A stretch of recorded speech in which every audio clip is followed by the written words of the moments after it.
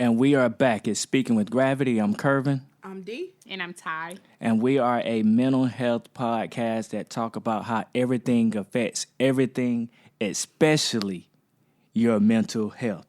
And today is going to be our 1 year anniversary as a crew.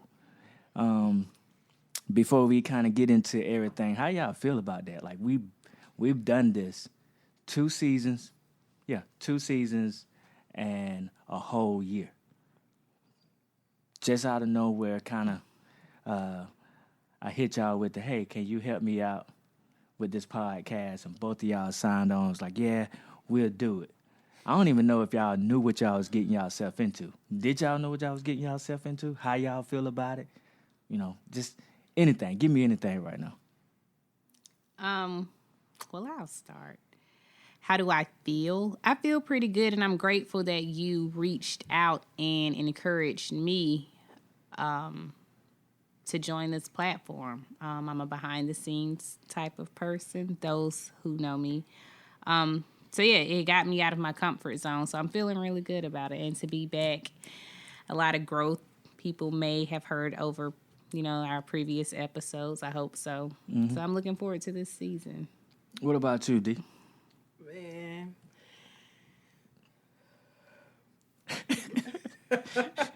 No, for real, I'm just honored to have the opportunity to speak about something so near and dear to my heart, with 2 people that I truly admire as a professional and as individuals.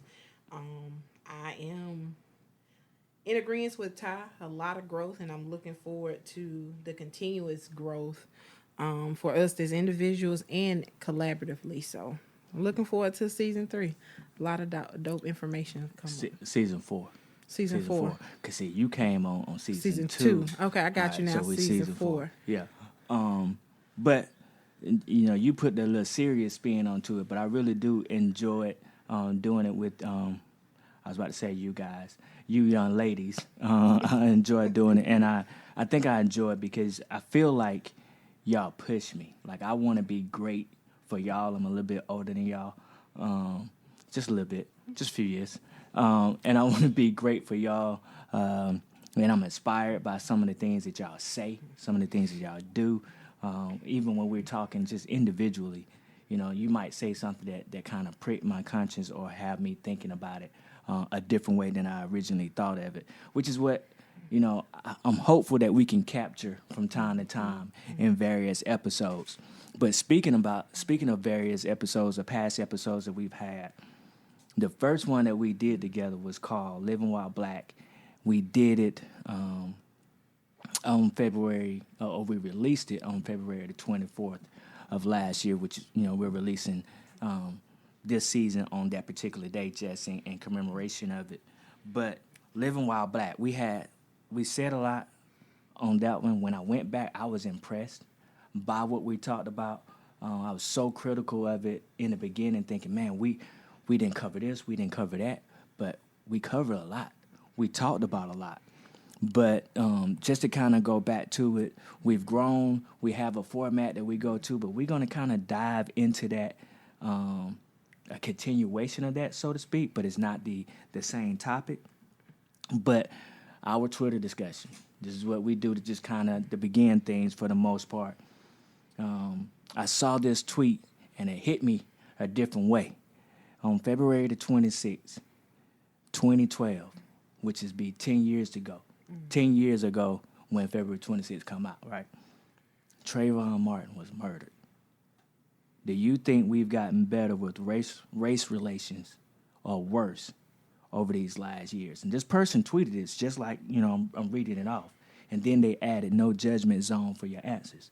Well, in a tweet, you can't put but so much in your answer, right? But I thought it was a really good way for us to kind of start. Have we gotten better with race relations or worse than in the last couple of years? And my heart is beating pretty fast here. And it's because it's almost as if I'm feeling this again.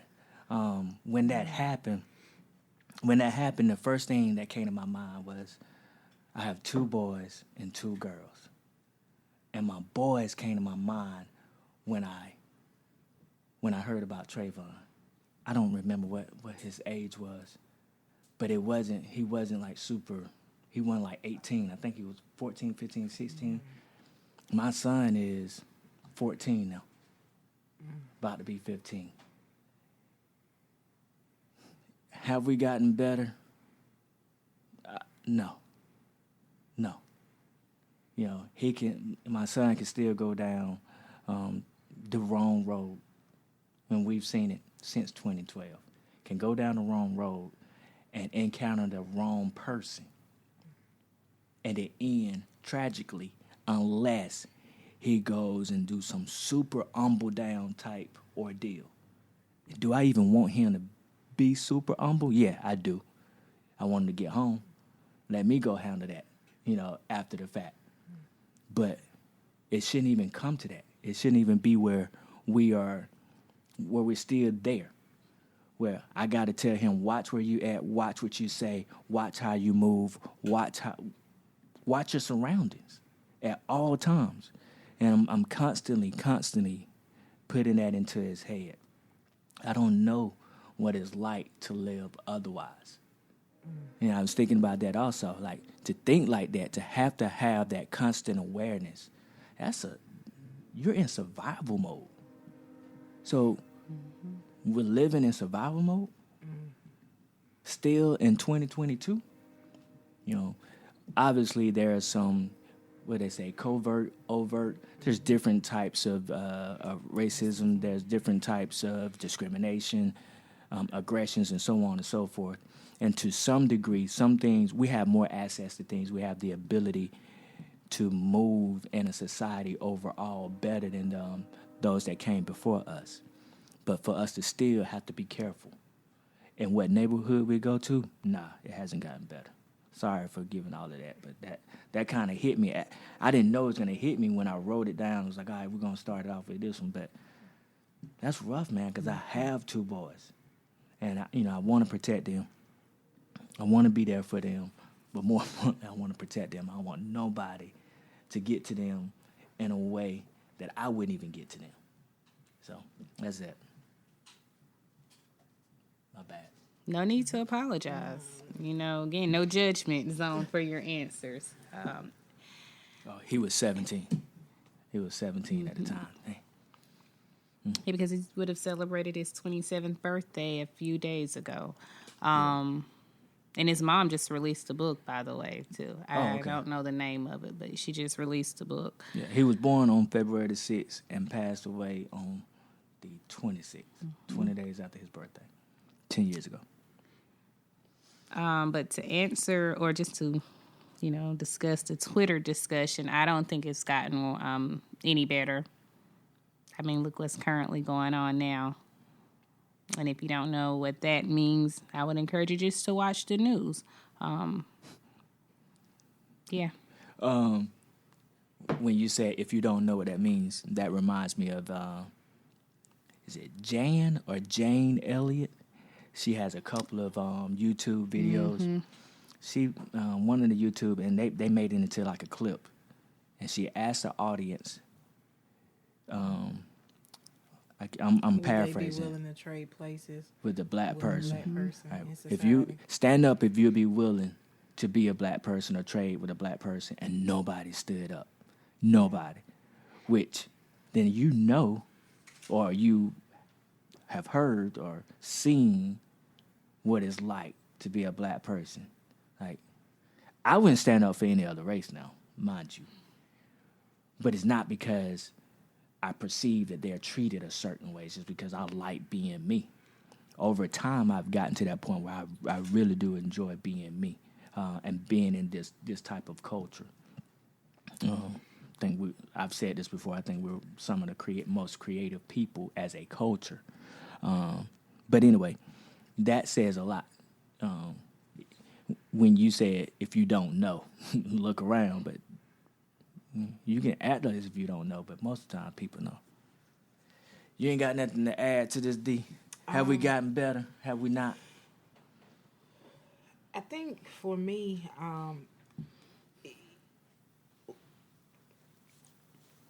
I was thinking about what you said as you being a father, but my perspective is looking at it from a mother, in terms of I only have one son, and he's 5 years old, 6 years old, and in my mind, I sometimes dread the day that he has to grow up. Darn, I don't guess I knew it was gonna get that emotional either, but it's hard to think about what the world will perceive him as in just a few years. Like now, when he goes out, they're like, "Oh, he's so cute, he's so adorable." But to know that there will come a day and a time when the adorability to them will turn off, you know, and he then becomes a threat. And so, thank you. I mean, I try. You try not to really live in a life of that, but I guess you, like you said, walking in a constant state of caution. But the reality is, we've gotten worse. And I really think, you know, we used to be before, you didn't always have the evidence to prove or to give, you know, confirmation to situations. And so it was one person's word against another. But now you have the physical evidence. I mean, when we talk about, and I don't even want to mention his name or give reverence to his name, but you were able to write a book and get funding in support of what you did, knowing that you took this young man's life. So it's just a lot in transition of, you know, there's so much more to be done, but no judgment zone. But in my opinion, we actually have gotten worse over the last few years. Yeah. All right, we gotta move on. Yeah, we do. We gotta move on before we over there crying. Yeah, and you know, man. I guess you know I don't want necessarily sympathy, and I don't sit at home and cry about it all the time. But like we're facing it now, Right. we're discussing it now. But in general, you don't just sit up there and say, "Oh my God, what's gonna happen?" But you know, I do worry sometimes. I know we got to move on, but I remember my wife asking me. My son started working out and stuff and getting on the bike and riding through our neighborhood. And the neighborhood that we live in, there's not as many people that look like us. And, you know, me and her was just talking, just in general, and then she hit me with this, was like, you think we should let him continue to just ride around in the neighborhood? That shouldn't even be a thought.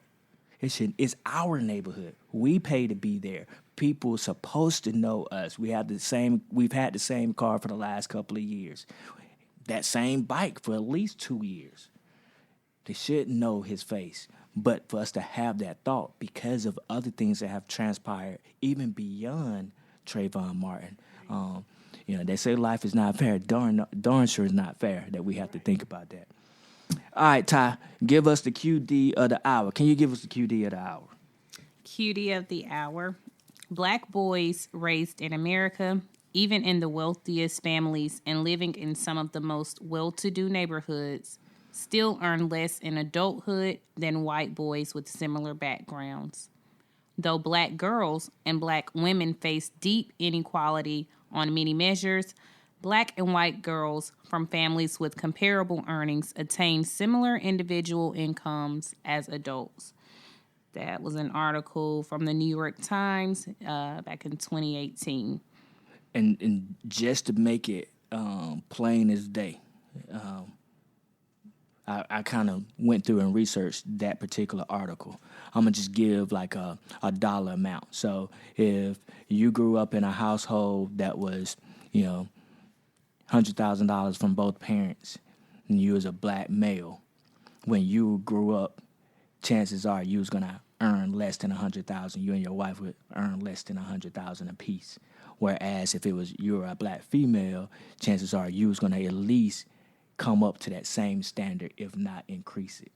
Which, of course, is bad for me as a black male, but it's super dope to know that as a black female, like y'all are, y'all holding it down. Why why are y'all not the most sought after? I don't know, but y'all are definitely holding it down. As they say, for the culture. All right, D, give us the episode intro. All right. Are things better or worse than yesteryear? In some states and countries, the perceived gains and losses by certain groups over the last few years often play a factor in their answers. Today, we'll take a deep dive into how we see it from our window in this part of the world. So, for better or for worse, that's what we're gonna do. So we got a list of topics here. I was gonna have us pull out a hat, but we ain't gonna do that. So, Ty, we're gonna start at your end. Out of the whole list that we got down there, you can go and just pick whatever. You say better or worse, elaborate, and then the other two people will follow up and say better or worse and elaborate. But you pick whichever one. And I got a couple over here in my pocket that y'all don't even know about that I'm gonna hit y'all with. So don't even worry about it. I'm going to go with representation within careers yeah. So for better or worse representation, meaning like, does it matter? Or has it gotten better? Has it gotten better or worse? Yeah. I will say for me personally. Definitely matters. Yeah. For me personally, it has gotten better because I'm very vocal. I've been very vocal in all of my previous jobs from the beginning, highlighting the importance of diversity and understanding I'm just as an asset as everybody else, but particularly me, because now we see that organizations are pushing the agenda for diversity and inclusion. So being able to speak about that and speak beyond me just being a number for this organization or company, I think it has gotten better for me. Could it be better? Yeah.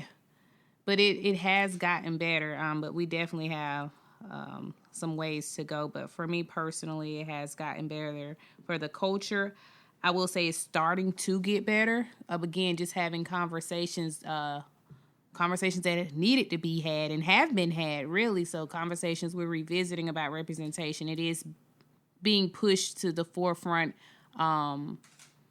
with just the importance of having a little diversity at the table, too, now. And the importance of it, because we're very creative beings, as you indicated earlier, and we have a lot to offer. But understanding is maybe getting off track. I can create my own table and continue to create other opportunities for individuals who look like me. So it goes back, does representation matter? If not, then start creating representation, and it may just start with self. Or just speak about it. You know, the importance of having other people look like you within a professional arena that you're in. And if it's not respected, then you have to make that personal choice. I think from speaking up, though, like what you were saying with speaking up, I think we definitely, we're more vocal. We're more vocal overall. So you tend to see or have the awareness that people of color are in these different fields of study. And if we're talking about just our field of psychotherapy, I was looking at another one that says 90% of therapists are non-black. 90%, right?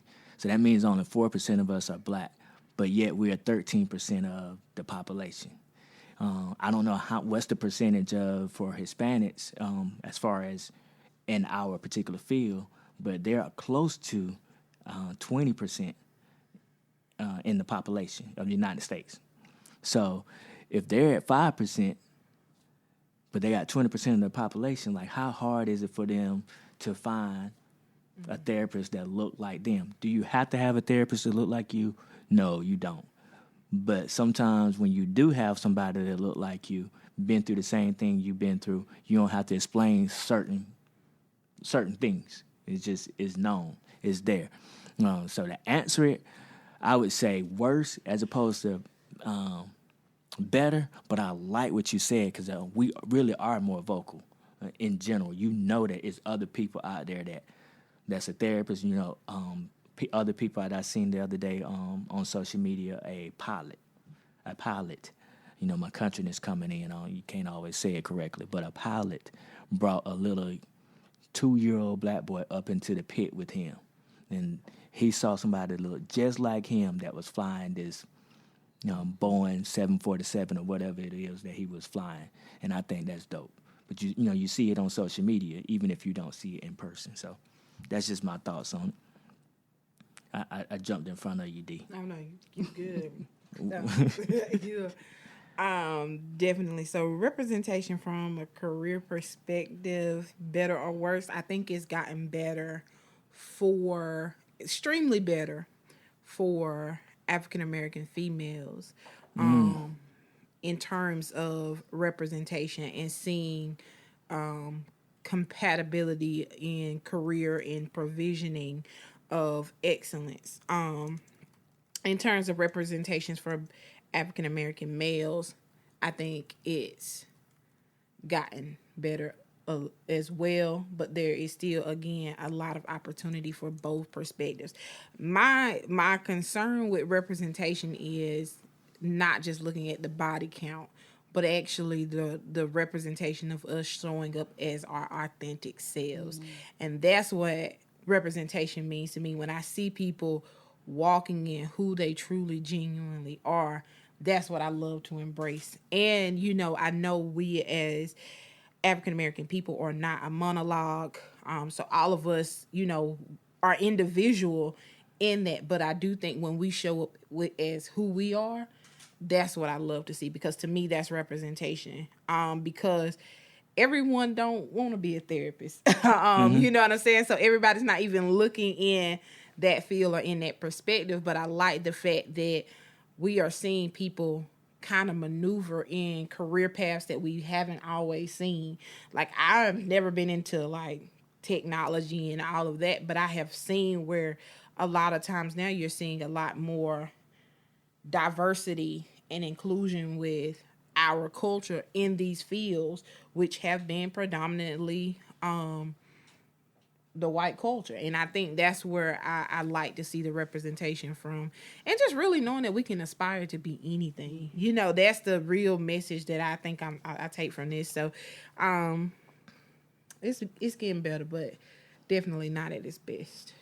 And you go ahead, because I wanted to give y'all another shout out too. To your point, Black women are the most educated group in America. The most educated group in America. I've heard that for like the last Hair 3 flip. years. Yeah. Got some here today, y'all. Yeah. So y'all definitely on point with that. You wanted to say something? Yeah. Just as Dee was saying, it made me think when you spoke about just tech and within the tech industry, I think the exposure, exposing us, even being exposed to these different career fields at a young age, and having somebody who looks like you, who's embracing it, even if someone doesn't look like me, but embracing me and letting me know that, hey, I too can strive to be, in this field one day. But when the agenda is pushed for us to excel in athletics, which I mean is great because we do a great job at that as well. Again, we're creative beings. We excel at a lot of great things, just about everything. That's my personal opinion.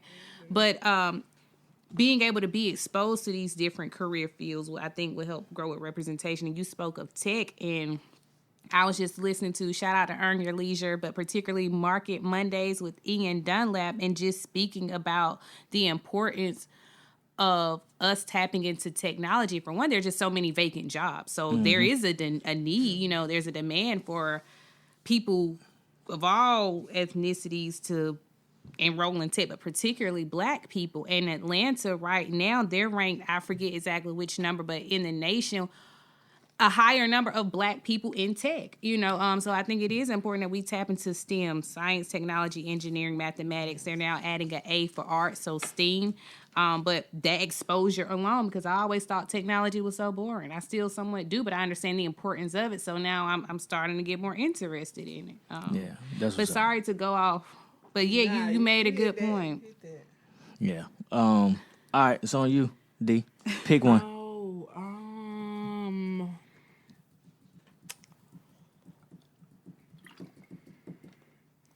Tolerance. society and family. Okay. You think we're more tolerant as a society? We're more tolerable as a society.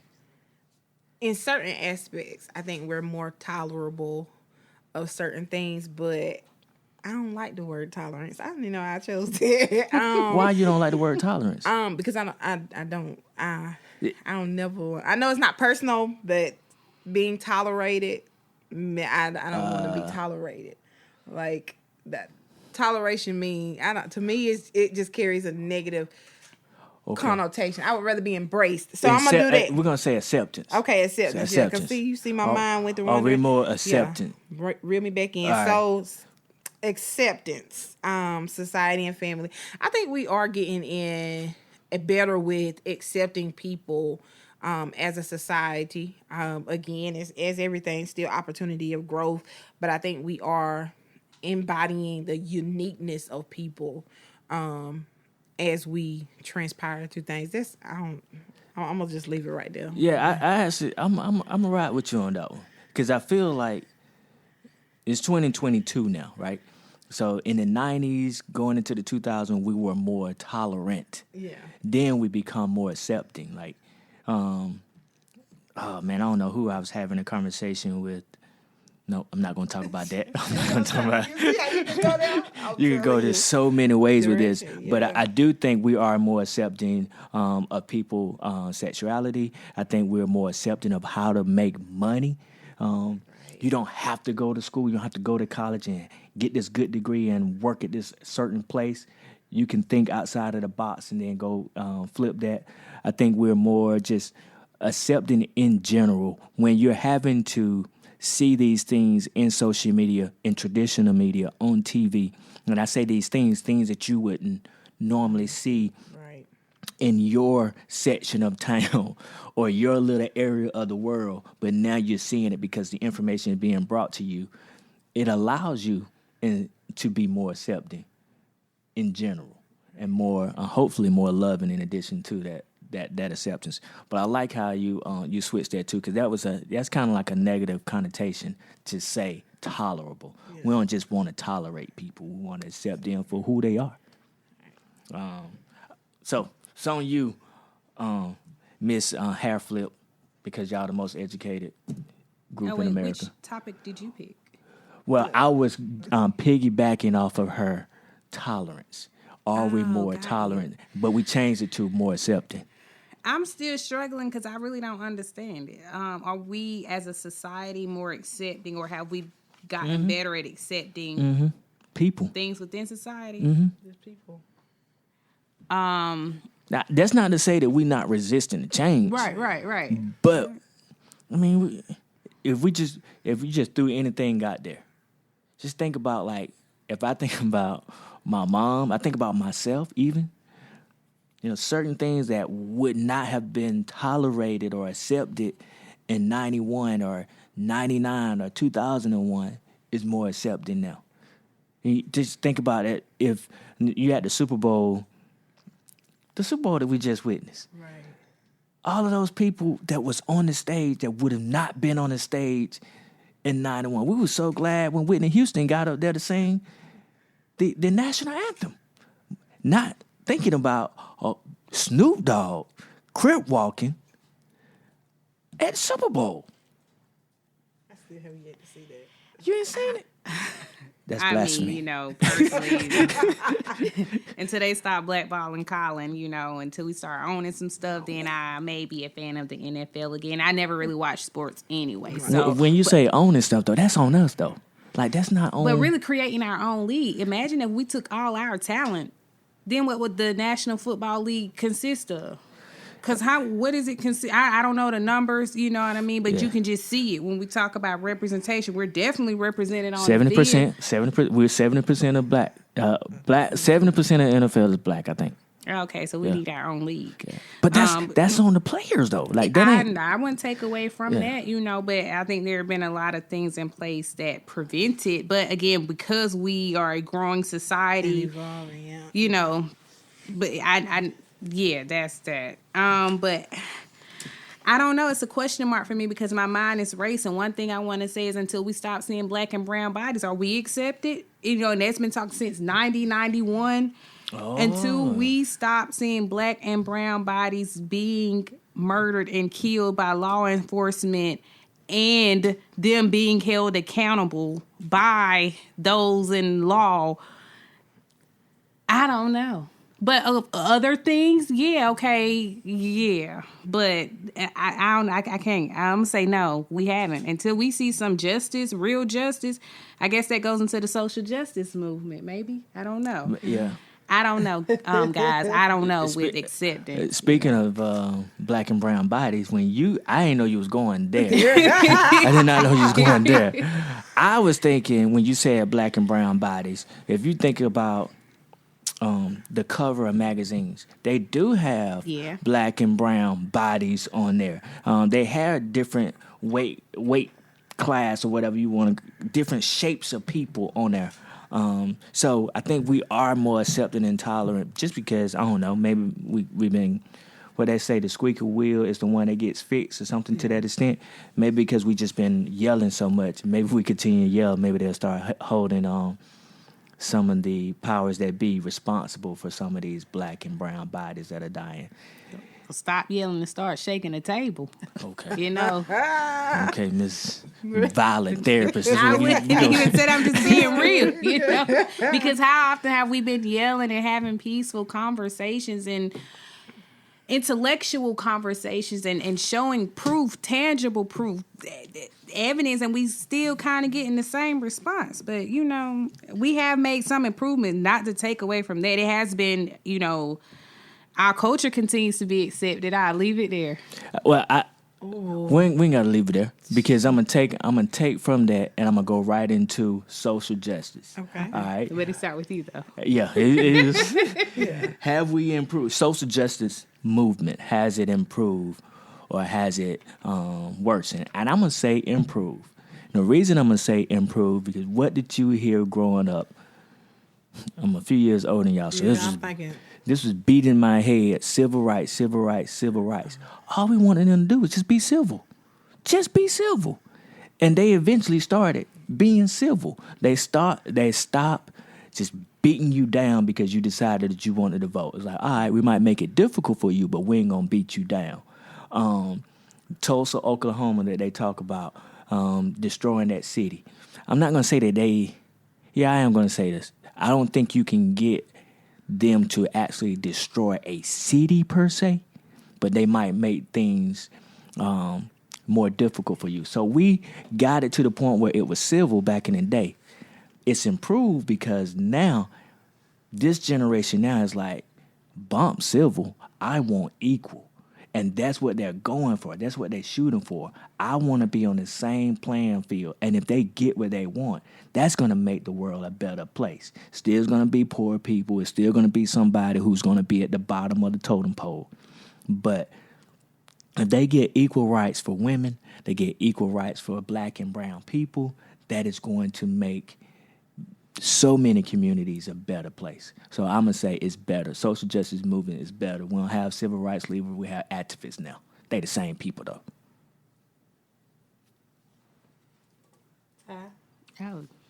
I with you, Kermit. I think overall it has gotten better because as we see different generations, people continue to be more vocal, or we continue to be more vocal, and we continue to educate ourselves to support what we're saying.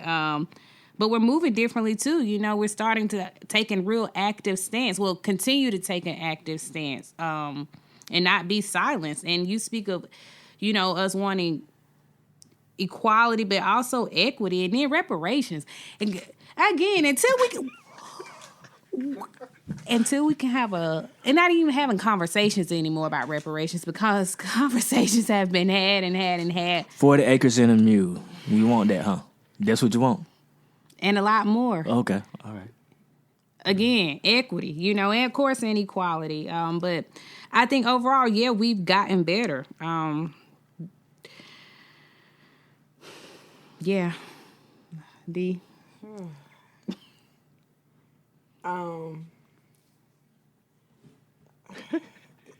Y'all got my mind in so many directions. Have we gotten better? Can I say something about the 40 acres and the mule? Yeah, go ahead. You help me out here. Bring me. 40 acres and a mule, reparations. Are we deserving of that? Yes. Have other people gotten reparations? And I have to Google this fact, but pretty sure there are other people, other groups of people that have gotten reparations given to them by the government. Certain provisions have been made for them. However, instead of crying, whining, asking for it, that goes back to we have to own that and say, all right, I'm just going to do this. You ain't going to give me the reparations. I'll go through the red tape. I'll knock down whatever door that you put up, or I'll go through that door. And I get it myself. Not only am I going to get it, but I'm going to share it with other people like me, whoever that may be. They don't have to necessarily be black, but they might be minority. They might be brown, or they just might be local. Yes, I want reparations. Yes, I want 40 acres and a mule, but don't look like I'm going to get it. So I'm not going to wait on it. I don't think we did take that approach because, again, look what happened with Black Wall Street. We went and made our own. You know what I'm saying? Yeah. And then look what happened. So every time we continue. But well, it's been 50 years. What, 50 years, 40 years since they took that Black Wall Street and we hadn't duplicated it? That should have been. Then they gave us the blueprint. I say they, whoever that was, gave us the blueprint. Somewhere along the lines, I was watching Killer Mike's documentary, and on Netflix. Yeah, The Buying Black. Yeah, and how difficult it was. How difficult it was. So why have we not taken what they did? And at Black Wall Street, they had a community, they had their own bank, they had their own grocery store, but we can't find not one community where there's a grocery store that we own, or we can get product from. There's not a gas station that we own. There are few, yeah, you know. Okay, far and few between, right? Right. But why can't we get a city like Black Wall Street? And it's been done before. Like, well, let's talk about it because I think there's a lot of contributing factors to that. Definitely accountability, but of course we got to talk about systemic racism.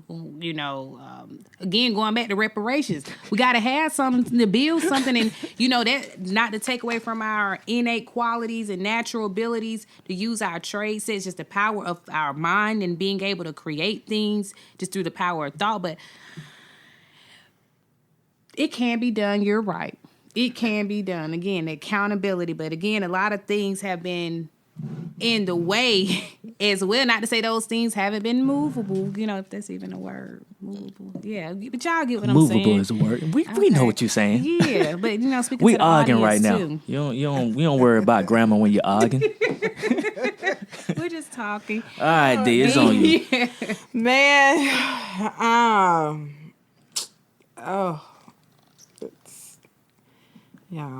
my mind is. Professor's not gonna give us that. I mean, I'm thinking about.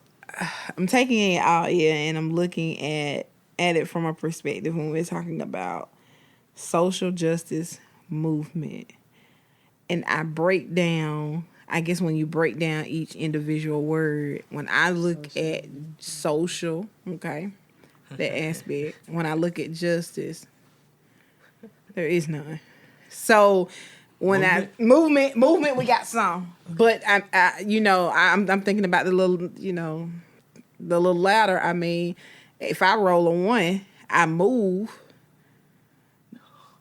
but I ain't really go nowhere. You know what I'm saying? Go from the bottom to you know what I'm saying. And I'm listening to us.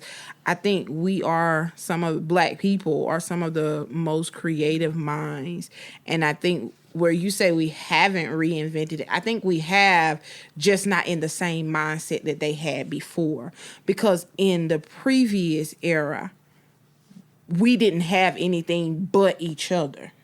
Like, and if we weren't helping each other, we weren't really getting help. You know what I'm saying? And so in today's present society, we have individuals who will accept help no matter who it comes from. And so, I think about the notion of, what would it look like for us in terms to have a Black Wall Street now? What would that really look like? And then I go back to what Ty said earlier. Individuals accept our cultures, but they do not accept us. So then, even to try to go into a place and create that zone now, what would it look like? It'll be beautiful. It'll be beautiful. It'll be dope. I was finna curse for a minute. It'll be beautiful. The But I still feel like it would be something I would want to see it. Like, I just want to see it. That's just it. Do you feel like, as you're talking about it, are you saying, okay, it'll be beautiful, but I don't think it can be done? No, I think it can be done. Because it has been done. It has been done. But I think the mindset of us would have to be different. Of course. You see what I'm saying? Like, I feel like our weakness as a society right now is our mindset. Because I think before we as a Black culture had an inclusive mindset for Black people. But now when we talk about inclusivity, it is not just limited to us. You see what I don't know. I may be kind of We bring in other groups right to kind of help us out. Yeah. And nothing's wrong with that. But if I got We bring in allies. yeah, we bring in our Yeah. allies, Yeah. right? And in that sense of allyship, though, we're still not taking away from our Black creativity and our uniqueness. Where I feel like certain aspects of certain things, our culture is present, but you still see other parts of other culture. Does that make sense? Mm-hmm. Maybe I'm kind of going off on a tangent, but what I hear you saying. me I'm using my therapeutic skills here. What I hear you saying, by the paraphrase, what I hear you saying is we align ourselves with allies, or we link up with allies, and then sometimes those allies, not knowingly, sometimes knowingly, but not always, infiltrate what our very core is. right. So then it gets diluted. That's it. That's Diluted. it. That's what I was looking at. Like, we dilute ourselves to become acceptable. And I think before, it wasn't about us being acceptable by anybody else other than ourselves. Like, I think about, just the beauty of the Black neighborhood. Just even going back to the Black neighborhood. Like, Yeah, I missed that. I miss that. Like, can remember getting off the bus and really not even thinking about it. Every person on my street looked like me. Yeah. Like, you know what I'm saying? And it was nothing. I really never lived in fear. Like, I lived in, what they would perceive as the hood, but I didn't see it as the hood because everybody was family. And so I never once, I ain't really worried about nothing. Like, I didn't have that fear. Like you said, like riding the bicycle, that was nothing to me. This street, that street. And I just think about kind of where we are now in terms of social justice.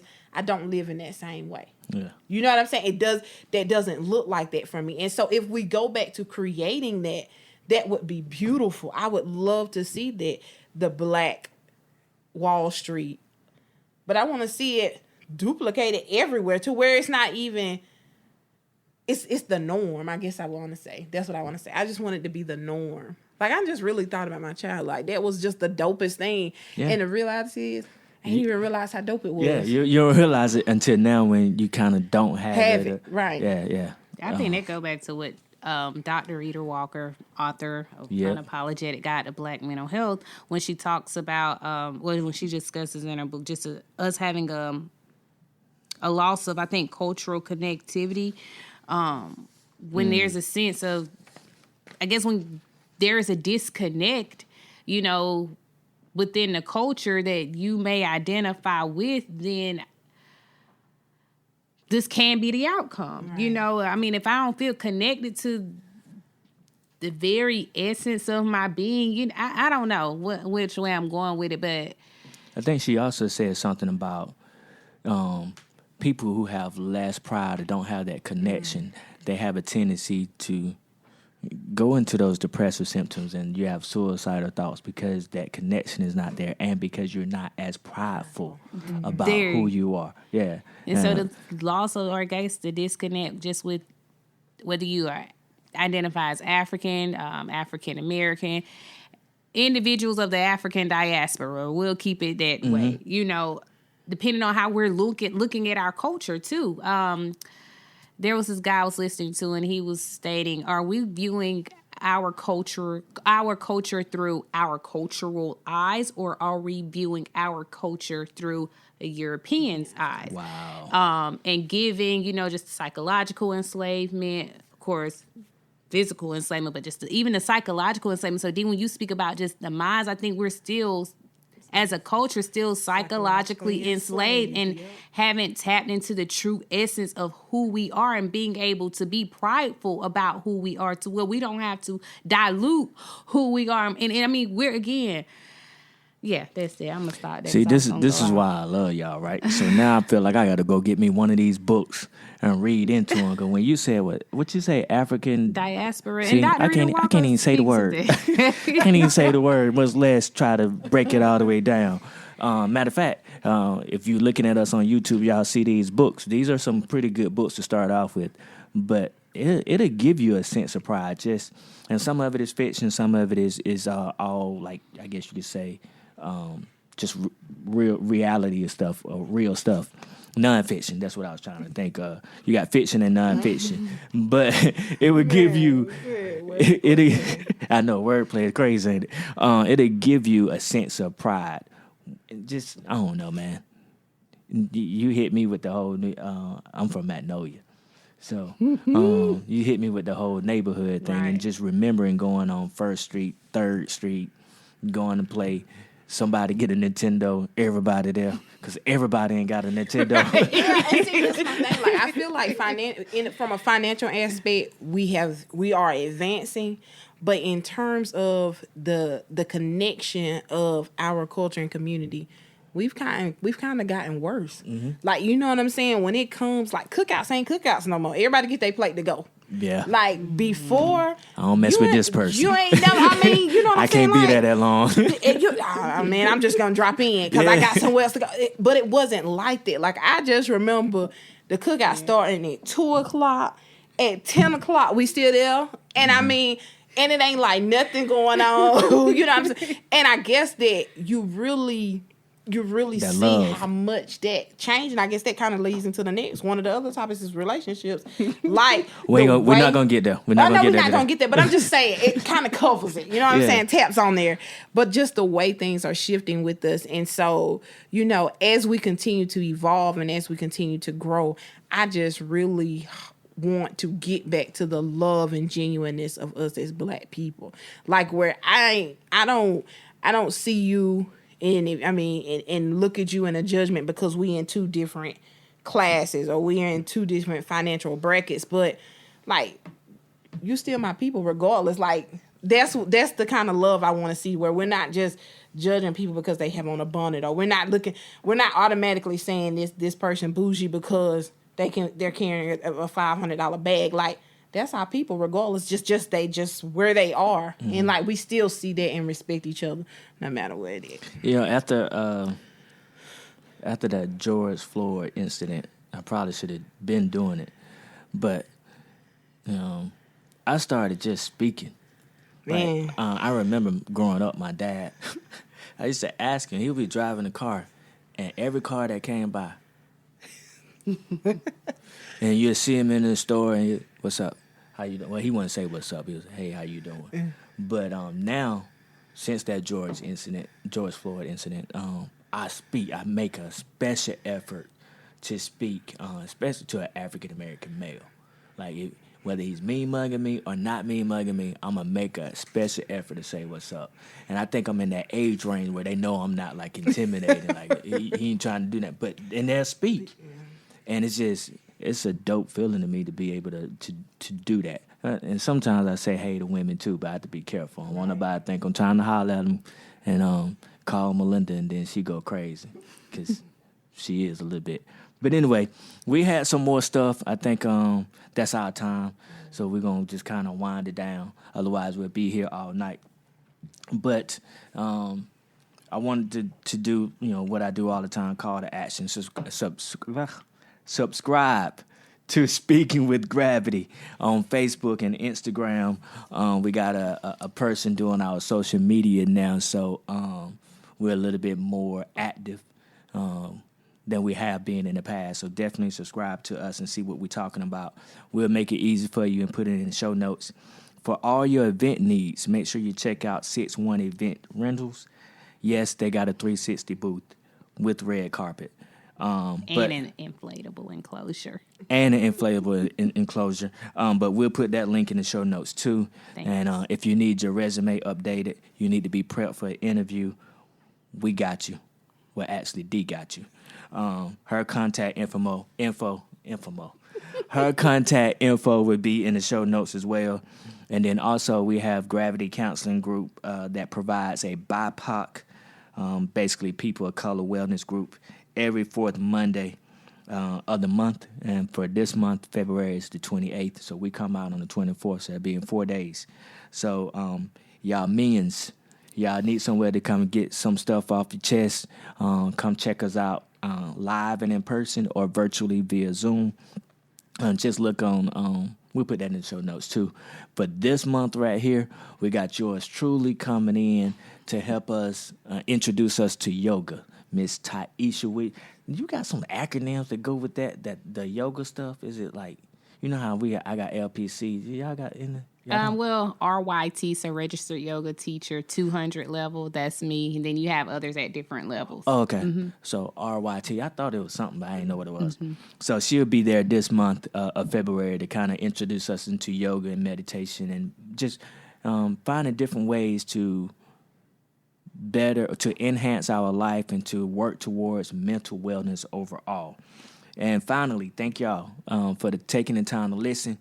Y'all can be anywhere in the world. You could be doing anything in the world, but you chose to come and look at us, watch us on YouTube, or listen to us on your favorite platform, and we appreciate that. And remember, we are therapists, but this isn't therapy. It's a podcast. And we out.